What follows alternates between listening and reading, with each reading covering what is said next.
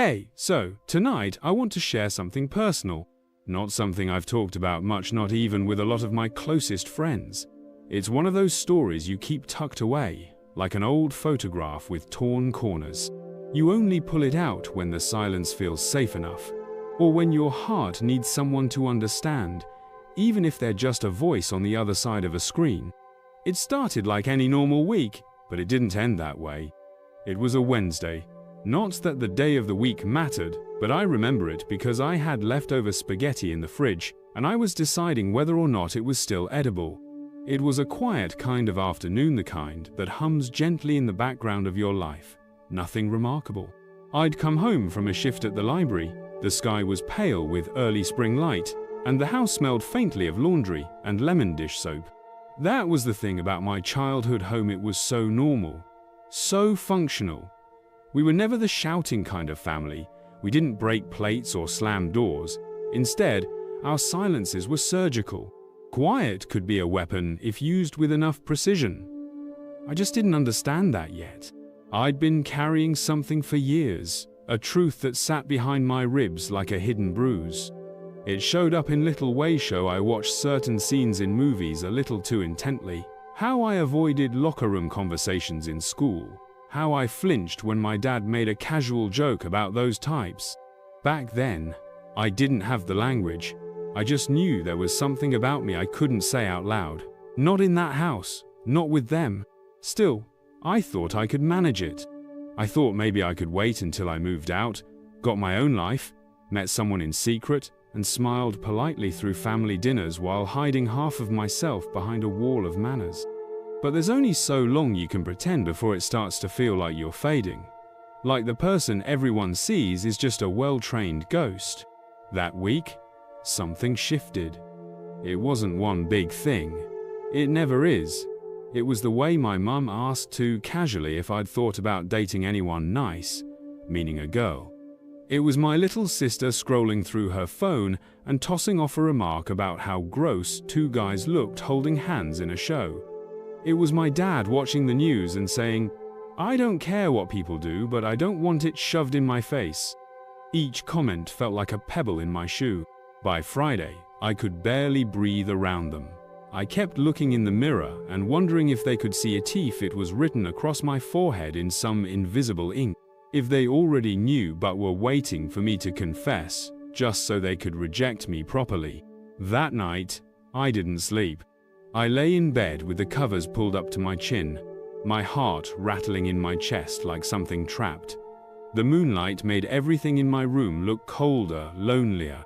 I remembered a time when I loved that roomy shelves full of books, the glow-in-the-dark stars I'd stuck to the ceiling as a kid. I didn't know then it might be the last night I'd spend there. I kept thinking, what if I just said it? What if I stopped hiding?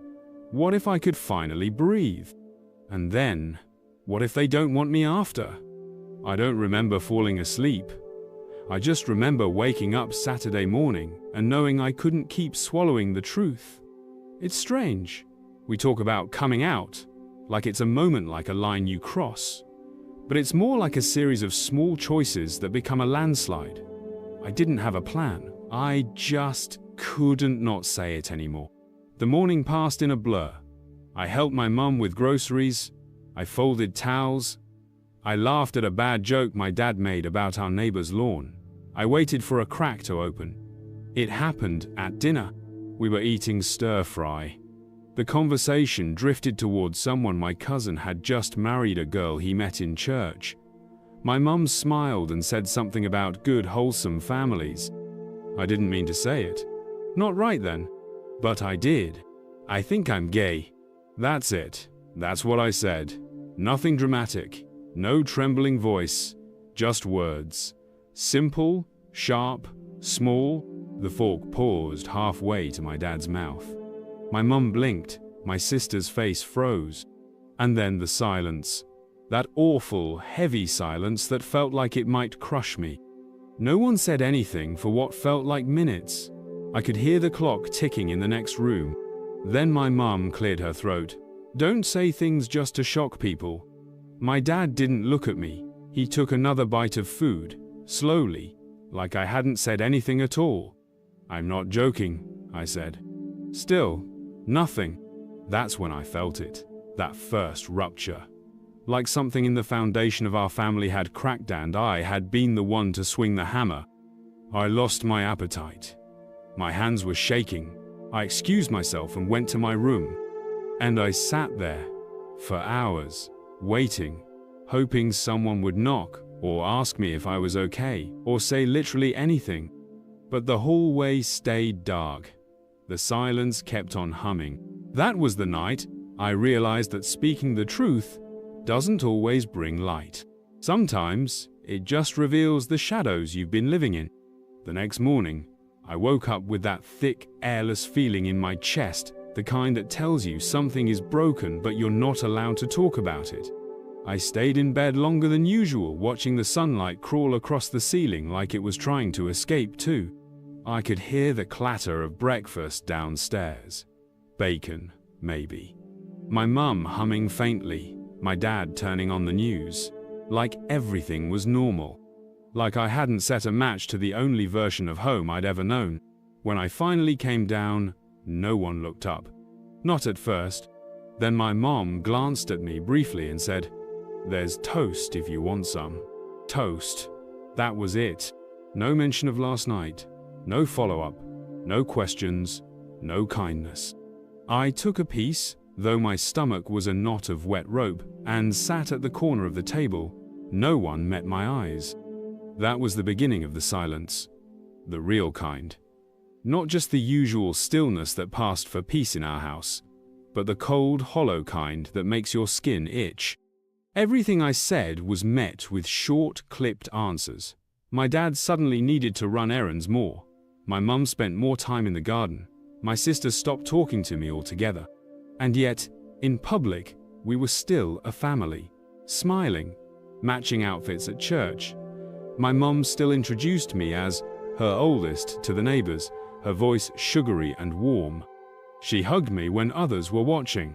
But inside those walls, I became invisible.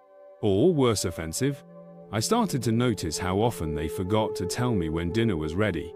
I'd come down and find the dishes already cleared. How my laundry stayed in the hamper, untouched. How the Wi-Fi password changed one day and no one gave it to me. It was subtle, designed to be deniable. If I had complained, they would have said I was being dramatic. And maybe I was. Maybe I was looking too hard for signs that they hated me now. But when your world starts shifting under your feet, you begin to question every look, every pause, every too long silence. There was this one moment, I don't know why it stuck with me so clearly. It was a Tuesday afternoon. I came home early from work because my shift got cut. I walked in the door and heard laughter from the living room. My mum, my sister, and my dad were watching a movie. One of those old comedies they all loved, the kind I used to watch with them. I stood there, just outside the room, waiting for someone to notice me. To say, "Come join us." No one did. I went upstairs and closed my door. Sat on the floor. Didn't cry. Just sat there in this strange, floating numbness. The kind that happens when your heart's already been bruised too much to bleed. Looking back, I wonder if that's when I really understood. They weren't just uncomfortable, they were choosing not to see me anymore. Before I came out, I used to think my family knew, that deep down they must have seen the signs, the way I avoided certain questions, the way I hesitated around girls, how I never brought anyone home. I figured they were just waiting for me to say it out loud. But I was wrong. They hadn't seen me. They'd built a version of me that fit their picture, their idea of a son, a sibling, a future father and husband. The moment I deviated from that, I wasn't just wrong, I was dangerous. It's a strange kind of grief, mourning people who are still alive, especially when they're in the next room.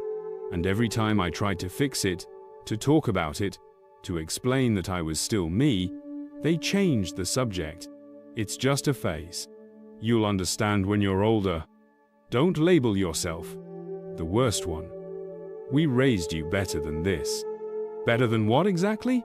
Better than to be honest? Better than to feel? Better than to want to love and be loved? I started spending more time away from home. Coffee shops, libraries, long walks around the neighborhood even when it rained. I told myself it was just temporary, that things would settle, that they'd come around. But the truth is, I was already being pushed out. It didn't happen in one dramatic moment. No suitcase at the door, no screaming match, just a slow freeze. One evening, I came home to find my bedroom door locked. My dad stood in the hallway, arms crossed. "I moved your things into the garage," he said without looking at me. That was it. No explanation, no argument. He walked away. I stood there, staring at the door I'd painted blue when I was 12. The stickers on the frame. The dent from when I tripped during a pillow fight with my sister. The memories behind it that now felt unreachable. I slept in the garage that night. The floor was cold. The air smelled like gasoline and dust. My boxes were stacked neatly in the corner, like they were just waiting to be driven away. I curled up in the back seat of my mum's old SUV, the leather stiff and cracked. I don't think I slept more than an hour. I remember staring out the garage window, the sky dimming from grey to black, and thinking, so this is how it ends. Not with a fight, but with a locked door, and no one noticing I wasn't inside anymore. 3 days later, I left. No shouting, no dramatic goodbye, just a quiet disappearance, like a breath fading into the wind. It happened on a Thursday. I remember because I still had my part-time shift at the library, and I didn't want to be late. I packed the rest of my things in silence while the house slept. A duffel bag of clothes, a small box of books, my phone charger, toothbrush. The photo of me and my mum at my high school graduation, I don't even know why I took that. Maybe I hoped it still meant something. The garage door creaked when I opened it, and I winced like a thief. I was stealing myself. I didn't leave a note. I didn't need to. They knew. The worst part wasn't the leaving. It was that no one tried to stop me. I walked to the bus stop with the morning mist clinging to my jacket, my breath sharp in the early chill. Every step felt like it echoed too loud on the sidewalk. I remember looking back once, hoping to see the porch light flick on, someone's silhouette at the window. Nothing. That day, I learned something I never wanted to know, that being honest could cost you everything. And yet, I still couldn't bring myself to regret saying it, because if I had to lie to keep their love, it wasn't love to begin with. I spent the next few nights sleeping wherever I could. First, at my friend Ava's house. Her parents were out of town. Then on a classmate's couch, a guy from my sociology class who didn't ask questions just handed me a blanket and said, "Crash here as long as you need." It should have felt freeing, but it didn't. There's a kind of weight that settles in your chest when you're technically safe, but completely unmoored. I kept looking around, wondering if I was imposing, if I smelled like anxiety, if my sadness was leaking into the room like cold air through a window crack. One night, I stayed at a bus terminal until dawn, pretending to wait for someone. I sat on a hard plastic bench with my bag as a pillow and counted every vending machine buzz like a clock ticking down to something I couldn't name. A janitor offered me half of his sandwich around 4 a.m. I still think about that kindness. These nights blurred together, each one stitched to the next with exhaustion, awkward gratitude, and quiet fear. I kept my phone on silent and unread. A few messages came in at first, my mum asking if I was okay, my sister sending a thumbs up emoji with no context, my dad saying nothing, then nothing. Radio silence. I got used to it, that silence, but it didn't mean it didn't hurt. At some point, I started sleeping at an old friend's place, Nico, someone I'd met at a youth writing workshop 2 summers before. He shared a cramped apartment with 2 roommates and a cat named Biscuit. The place smelled like incense and ramen and old textbooks. It was perfect. He gave me a sleeping bag, a corner of the living room, and the kind of understanding that didn't need to be spoken. Nico was queer too. He knew. He didn't ask me what happened. He just handed me a bowl of cereal and said, "We'll figure it out." I held on to that. "We'll figure it out," like a raft. During the days, I kept going to work. I smiled at patrons. I shelved books. I answered questions about card renewals and overdue fines. I laughed when someone made a joke. I pretended everything was normal. But inside, I was crumbling. There was a day I'll never forget. It was quiet in the library, mid-afternoon lull. I was reshelving books in the biography section when I found a copy of Coming Out Stories by LGBTQ+ authors. I picked it up, opened it at random, read 2 paragraphs, and then I started to cry.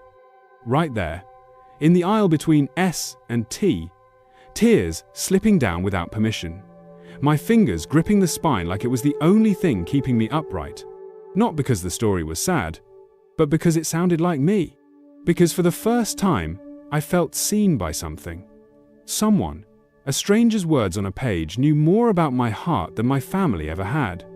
I sat there for 20 minutes, holding that book like a lifeline, wishing I could walk it home and place it on the kitchen table. No explanations, just a quiet "this is me." But I knew it wouldn't matter. Not to them. That night, back at Nico's, I curled up under a borrowed blanket and stared at the ceiling. The overhead light flickered, soft and warm. Biscuit purred against my feet. And for a second, just a second, I felt a strange kind of peace. Not joy, not even relief, but the absence of fear. That was new. And it made me realize maybe surviving wasn't about being strong every day. Maybe it was just about finding moments when you could breathe. Moments when you didn't have to hide. Moments when the world stopped hurting, even for 5 minutes. That night, I whispered to the dog, "I'm still me." And the silence, for once, didn't feel cruel. It felt like a beginning. I didn't realize I was still holding on to hope until the day it finally shattered. Up until then, some part of me, small, stubborn, naive, believed they might come around. That maybe they just needed time. That maybe, after a few weeks, I'd get a text from my mum saying, "Come home, we miss you, let's talk." But the message never came. Instead, what I got was a voicemail. I was walking back from the corner store, clutching a paper bag with instant noodles, apples, and a dollar store toothbrush. The sun was setting behind the buildings, casting everything in a burnished gold that made even the cracked sidewalks look beautiful. Then my phone buzzed. One new voicemail. From my dad?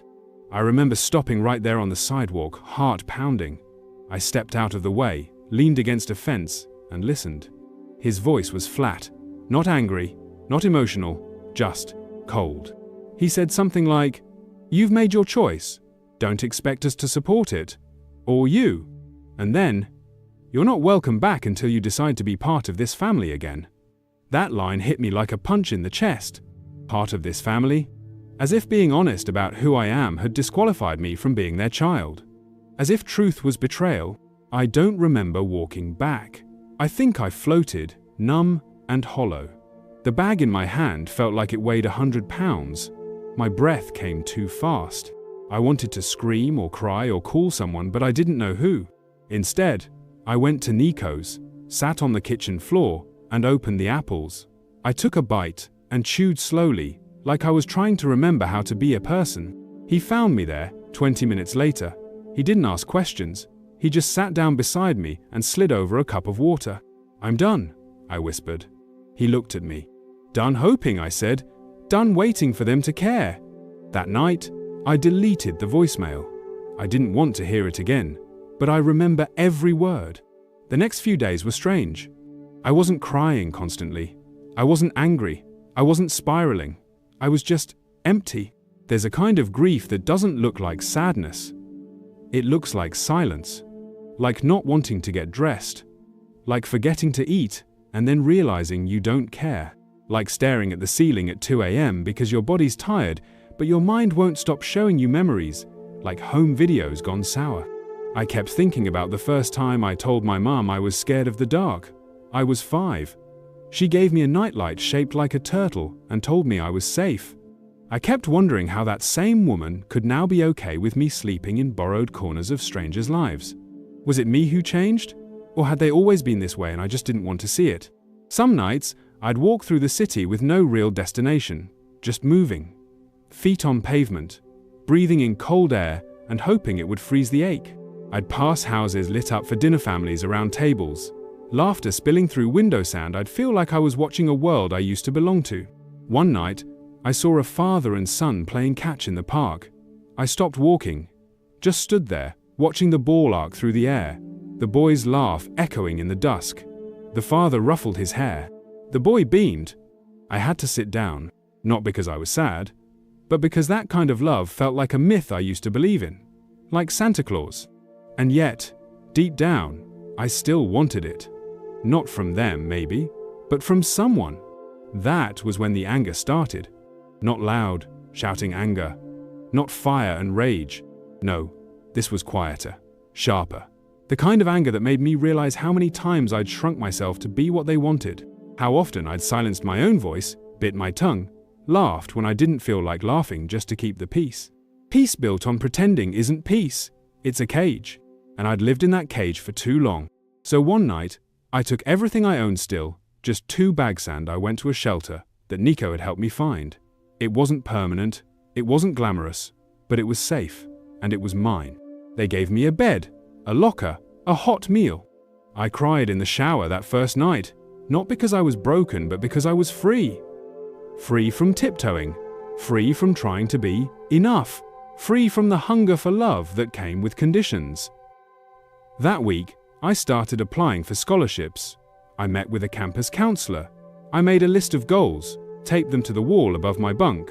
Get housing, finish school, find a community, learn to love who I am.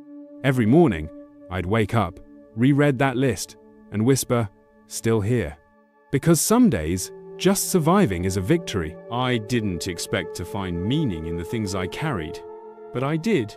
It started one afternoon as I unpacked my bag for what felt like the 10th time in a month. I was sitting on the bunk bed in the shelter bottom bunk, chipped frame, a thin mattress that creaked when I shifted. I had this need to organize, to touch every item, to remind myself that I still had something. My clothes were second-hand by now donated or traded.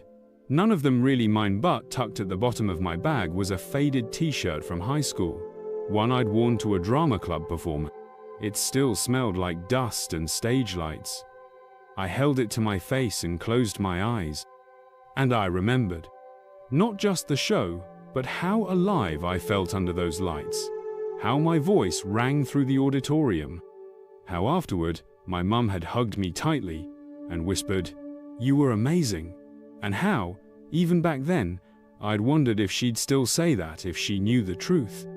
I put the shirt aside and reached deeper. My journal was next. Soft cover, leather-bound, gifted by a teacher who once told me, "Write your truth before the world writes it for you." I flipped through the pagisome filled with longing, some with fear, some with half-written poems about boys I never dared name. I lingered on one entry. One day, I'll leave this place and find a world where I don't have to lie to be loved. I touched the ink with trembling fingers.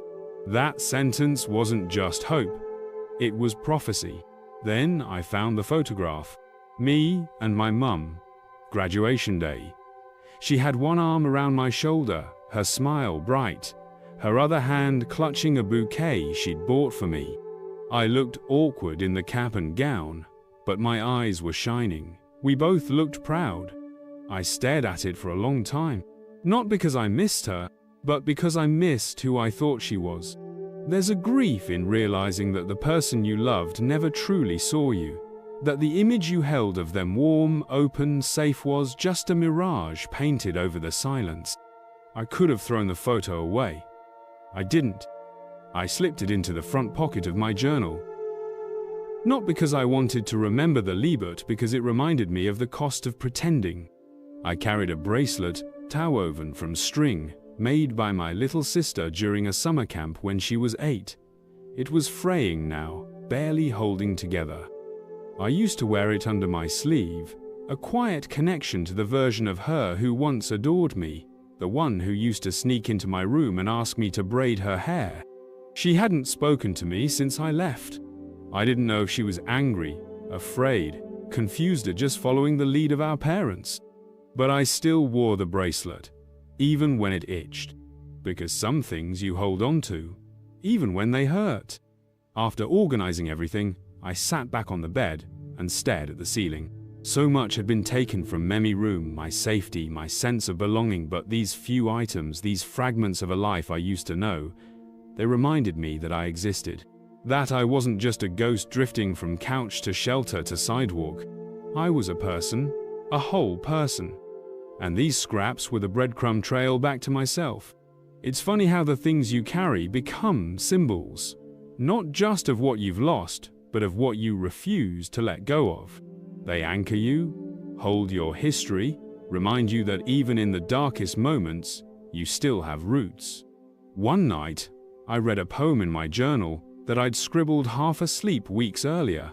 It said, "I am not the absence of love. I am the silence waiting to be broken. I am the space where truth grows wild." I whispered it to myself over and over, like a spell. Because in a world that wanted me erased, I needed to remind myself I was still here, still worthy, still whole. A few days later, I met someone at the shelter. Her name was Marla. Late 20s, sharp wit, eyes that had clearly seen too much. She offered me a granola bar and said, "You're new." I nodded. "Been there," she added, and patted the spot beside her. We talked, not about the usual things, jobs, weather, small talk, but about why.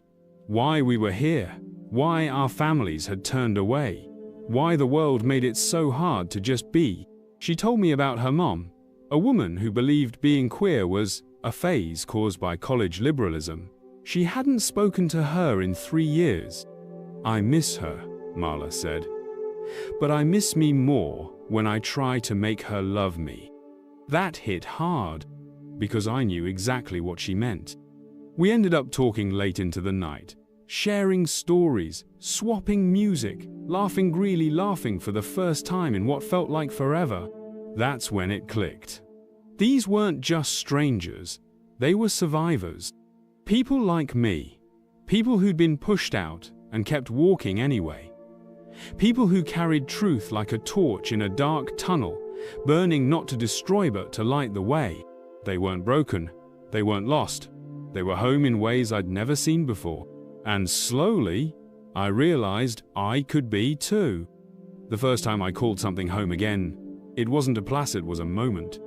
It happened at a community center on the edge of the city. Nico had told me about it. A weekly drop-in night for LGBTQ+ youth. Free food, warm lights, no questions, just people. People who understood. At first, I hesitated. I wasn't ready. I felt like I didn't belong, not anywhere really. I wasn't out enough, or strong enough, or healed enough. I was just drifting. But one night, I went. The building was small, tucked between a dry cleaner and a bookstore.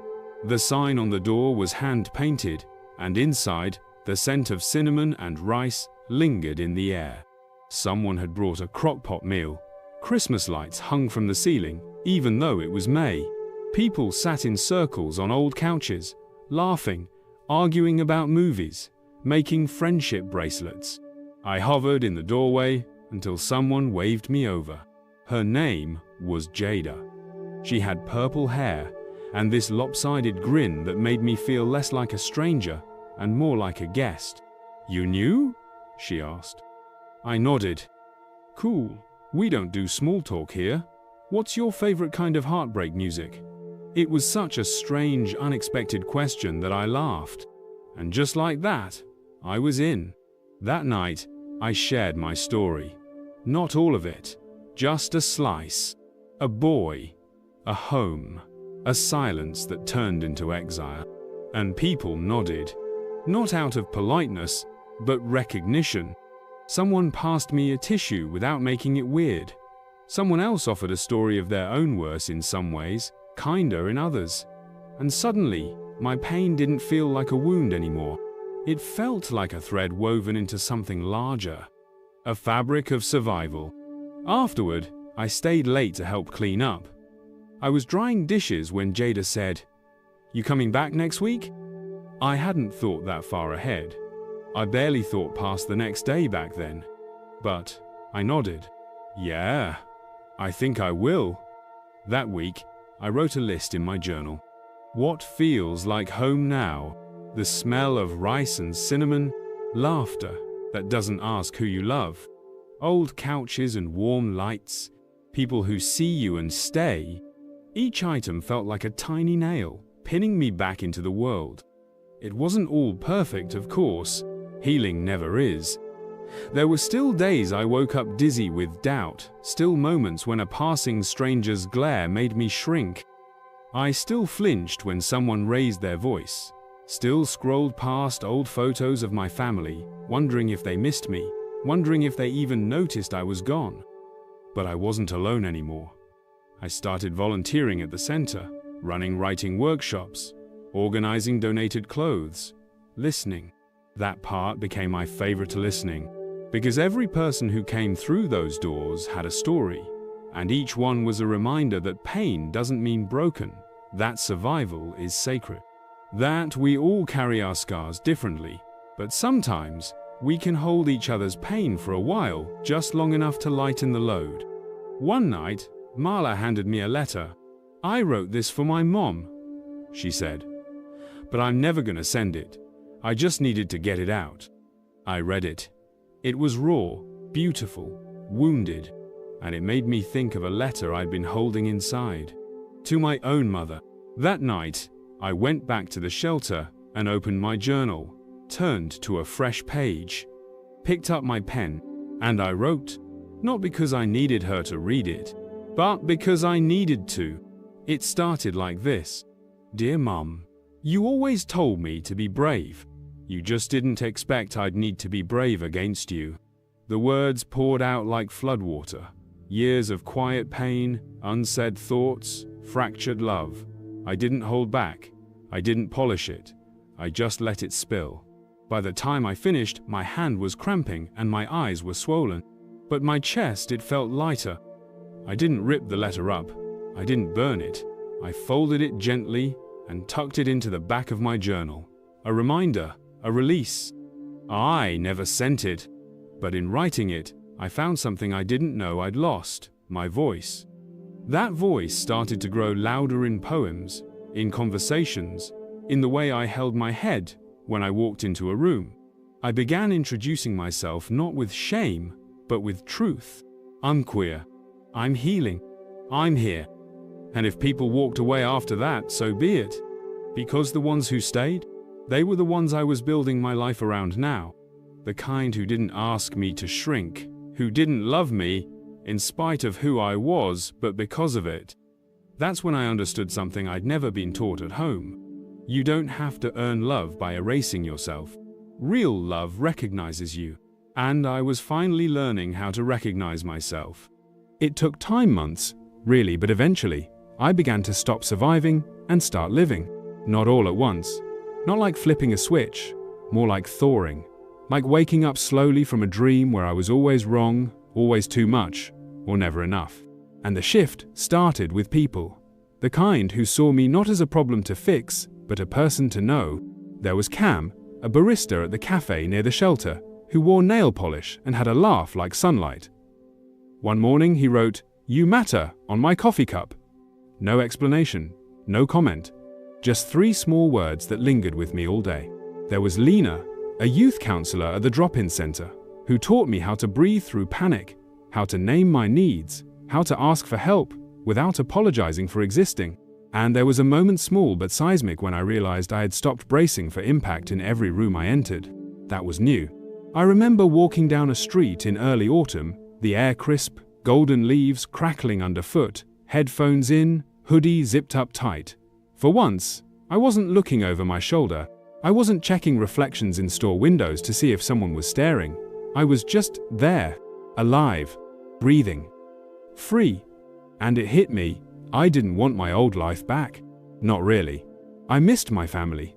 That much was true, but not the way they made me feel. Not the shrinking, the explaining, the walking on eggshells. I missed the idea of family, not the reality I had known.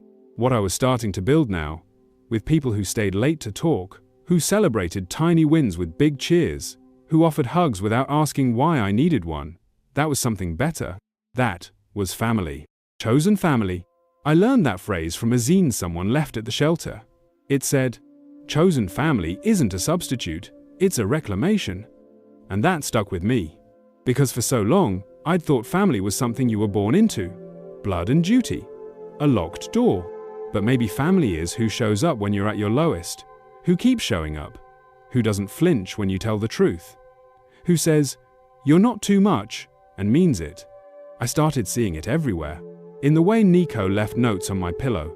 "Drink water. You're loved." In the way Jada looped her arm through mine at Pride, grinning like we were walking a red carpet. In the way Marla, hardened and sharp-edged, gave me her last bus token without a second thought. These weren't just kindnesses, they were declarations. You belong. And slowly, I started to believe it. I began to laugh more. Real, open laughs that shook my shoulders. I sang along to songs in public. I made dumb puns in group chats. I cried when I needed to and didn't apologize for it. It wasn't a transformation. It was a return to the version of me I'd buried to survive. There's a photo on my phone now taken by Lena during one of our writing nights at the center. I'm sitting on a couch, holding a mug, barefoot, hair a mess. I'm smiling, not for anyone, not because I'm supposed to, just smiling. When I look at that photo, I don't see trauma, I see proof. Proof that I didn't vanish, that the silence didn't win, that even after being pushed out, erased, and rejected, I came back. Stronger, softer, whole. One night, Cam asked me, "If you could go back and undo it all, come out differently, stay in your house, keep your family close, would you?" I thought about it, really thought. And then I said, "Number." Because I wouldn't trade this version of me, the one who tells the truth, the one who stands tall, the one who doesn't settle for half love or hollow approval. I don't hate my family, I don't wish them pain, but I no longer wait for their permission to be who I am. And maybe one day, they'll come around. Maybe they won't, but either way, I'm building a life that isn't waiting for their yes. The letter stayed folded in my journal for weeks. I carried it with me through cold mornings and crowded buses, through evenings at the drop-in center and nights at the shelter. I never read it again. I didn't need to. I knew every word. It wasn't written for her anymore. It was written for me. But one rainy Sunday, while I was cleaning out my backpack, it slipped loose and fluttered to the floor. I picked it up and sat on the bed, unfolding it with slow fingers. My handwriting stared back at me, raw and unfiltered. "Dear Mom, you always told me to be brave. You just didn't expect I'd need to be brave against you?" I whispered the sentence out loud, and for the first time, I didn't cry.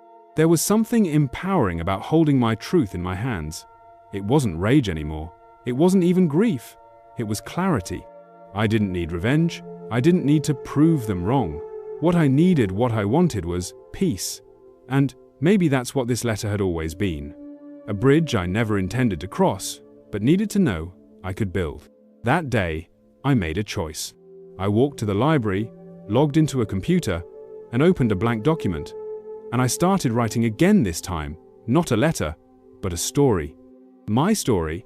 I wrote about the night I left home, the couch surfing, the shelter, the people who saw me, the community I found. I wrote about cinnamon rice, rainbow flags taped to windows, laughter over takeout, and a barista who scribbled hope onto a coffee cup. I wrote about surviving, and slowly, so slowly, I almost didn't notice I started writing about healing. It wasn't polished, it wasn't meant for publication, but it was real. Every word felt like reclaiming a piece of myself that had been stolen in the silence. I printed a copy and put it in my journal, tucked next to the letter. Two versions of the same truth zone aching, one whole. That night, I went to the drop-in center like usual. It was quiet, rain tapped gently on the windows. We sat in a circle, passing around mugs of tea, and someone asked, "What's something you've let go of lately?" I hesitated. Then I said, "Anger." Heads nodded. No questions, no judgment, just space. After group, Marla caught up with me in the hallway. "You look lighter," she said. "Yeah," I replied. "I think I am." She smiled. Letting go's hard, but holding on too long is harder. That stuck with me. I went home back to the shelter, and before I climbed into bed, I took out the letter again. And I burned it. Not out of spite, not because I wanted to forget, but because I was done carrying it. I watched the flame curl the edges, turn the ink to ash. I whispered, "I forgive you. I forgive me." And when the flame went out, I felt something strange. Not sadness, not triumph, just quiet. The kind that comes when a chapter ends. The next morning, I woke up early. I walked through the park, leaves crunching under my shoes, the sky just starting to blush with sunrise. And I realized something. I hadn't thought about them all day. Not because I didn't care anymore, but because I was finally too full of my own life to stay stuck in theirs. That afternoon, I helped hang art at the center paintings by queer youth, bold and messy and beautiful. I watched a new kid walk in, eyes wide, backpack clutched tight. I smiled at them, the same way Jada had once smiled at me. And I thought, this is what family feels like. People showing up, people staying, people making room for each other's truth. Later, I pulled Nico aside and said, "Thank you." "For what?" he asked. "For reminding me I exist," I said. He didn't make a joke. He just hugged me, tight, solid, real. And in that moment, I knew I was no longer just surviving.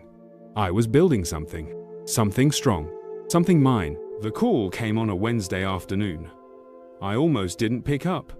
I was sorting clothes at the shelter's donation room, shirts into one pile, jackets into another. My phone buzzed in my pocket. I pulled it out absent-mindedly, expecting Nico or maybe the drop-in coordinator, but the name on the screen stopped me cold. Mum. It didn't say Mum Mobile or Home Just Mum, the way I'd saved it years ago, before I'd even realized what everything was. My hand froze over the denim pile. My thumb hovered over the screen. 1,000 things passed through me in that moment: fear, anger, curiosity, grief, the urge to hang up before it even rang through. But I answered. I held the phone to my ear and said softly, "Hello?" There was a pause. Then her voice. "Hi." That's all. A single syllable, like we were picking up after a normal day. I said nothing. I wasn't going to make it easier. She cleared her throat. "I just wanted to check in, see where you are, if you're okay." I almost laughed. Weeks of silence, a voicemail that cut me out of the family like I was a tumor. And now this? "I'm fine," I said. Another pause. "That's good," she replied. "That's really good." I could hear the hum of the fridge in the background, maybe dishes in the sink. The house I used to live in, the house that used to be mine. "I've been thinking," she continued. "We don't have to talk about everything, not right now. Maybe you could come over for dinner sometime. Your sister asks about you." My heart twisted. Did she really? Or was that just bait? "I don't think that's a good idea," I said, my voice steady but kind.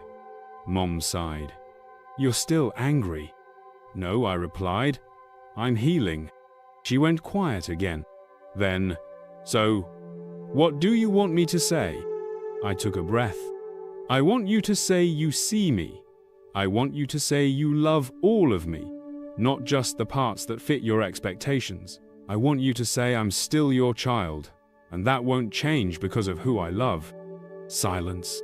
Then she said, "I don't know if I can do that. Not yet." And there it was. The line, the boundary. Honest, brutal, real. I nodded, even though she couldn't see it. "Then we're not ready," I said. There was a tightness in my chest, but no tears, no shaking. I felt grounded, rooted. She whispered, "Okay." And then, "I do love you." I held on to that. Even though it wasn't enough, it was something, and it was said out loud. "I love you too," I told her. We sat in that stillness for a few seconds longer, neither knowing how to end it. Then I said, "Goodbye, Mum." Click. The line went dead. I stared at the phone in my hand. I didn't feel triumphant. I didn't feel shattered. I felt clear. This was who she was right now, and this was who I was. We were no longer trying to fit each other into boxes we'd outgrown. That night, I told Jada and Marla about the call. They listened without interrupting, just letting me talk it all out. She didn't apologize. I said. "No," Jada replied, "but you didn't apologize either." That meant something. I wasn't waiting anymore. Not waiting for her to change. Not waiting for them to come around. Not waiting for their version of love to finally make space for me. I'd already built something better, and no one could take that from me. That weekend, I went to the park where I used to walk as a kid.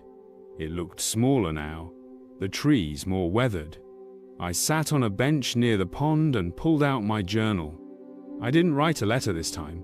I wrote a vow: I will not shrink again. I will not silence myself for belonging. I will not trade my truth for a seat at any table that asks me to lie. And then I wrote, I am enough. I am whole. I am home. Somewhere along the way, the word home stopped feeling like a place I lost and started feeling like something I could make. Piece by piece, day by day. It began with a room, just a small studio I rented with help from a transitional housing grant. One window, a creaky radiator, a fold-out bed that doubled as a couch. When I first got the keys, I stood in the doorway for a long time, not moving. No one else was there. No welcoming committee. No applause. Just me. And yet, it felt like a ceremony. Like crossing a finish line I hadn't known I was running toward. I remember setting my things down gently, like I was afraid the walls would disappear if I moved too fast. I unpacked slowly. Books stacked on a crate-turned shelf, thrift store dishes in the cabinet. My old high school t-shirt folded into the bottom drawer. And then I lit a candle. Lavender, calm, warm. For the first time in forever, I slept in a space that was mine. Not borrowed, not temporary, not conditional. Mine. The next morning, sunlight came in through the window and painted gold across the bare floor. I sat on the edge of the bed, wrapped in a blanket, coffee in hand, and whispered, I made it. Not because the journey was over, but because I had survived what was supposed to break me. I got a part-time job at a local bookstores mall, independent, the kind of place with mismatched chairs and handwritten staff pics. My boss, Ray, wore suspenders and always smelled like peppermint tea. They didn't ask about my past, just handed me an apron and said, be kind. Alphabetize the memoirs, you'll be fine. And I was. More than fine. I started rebuilding a life not the one my parents had imagined, but one stitched from truth and chosen moments. I hosted movie nights with friends from the center, everyone squeezed onto the floor with popcorn bowls in our laps. We watched everything from old queer classics to campy horror films. We laughed loud. We cried without shame. We paused every scene to yell at characters who couldn't just say what they meant. I started dating, cautiously, tenderly. There was someone, Jamie. Kind eyes, steady hands. They asked questions without assuming the answers, waited patiently when I flinched, and told me I didn't have to be better to be worthy of love. One night, we sat on my fire escape, eating takeout under a sky full of stars barely visible through city haze. I told them everything. Not all at once, but enough. And they didn't try to fix it. They just said, thank you for telling me. That mattered. That mattered more than any apology I'd never received. At the drop-in center, I started mentoring, not formally, just showing up, listening, being there for the kids who came in wide-eyed and scared, like I once had. One of them, River, 14, all elbows and bravado, asked me one day, does it get better? I didn't give them a speech. I just said, yes. Not because the world changes fast, but because you do. And they nodded. They understood. I think that's when I knew I'd crossed over from surviving to becoming. Not just who I was before, but someone more whole, more certain, more real. My parents still haven't fully come around. We talk now, sometimes. Polite, careful. They ask about work. I ask about the weather. There's a surface piece, like glass over a still lake. But I no longer ache for their approval, because I am no longer a version of myself they created. I am me, fully, unapologetically, and I am loved. by people who chose me, by a community I helped build, by the quiet parts of myself I finally stopped hiding. Home isn't walls or rooms or last names. It's this: a journal full of truths, a lavender candle, a fire escape kiss, a voice that no longer trembles, a life that fits. And as I sit here now, lights low, story told, I hope wherever you are that you know this too. You deserve to be seen. You deserve a life that doesn't ask you to vanish. You deserve a home that knows your name and speaks it with love.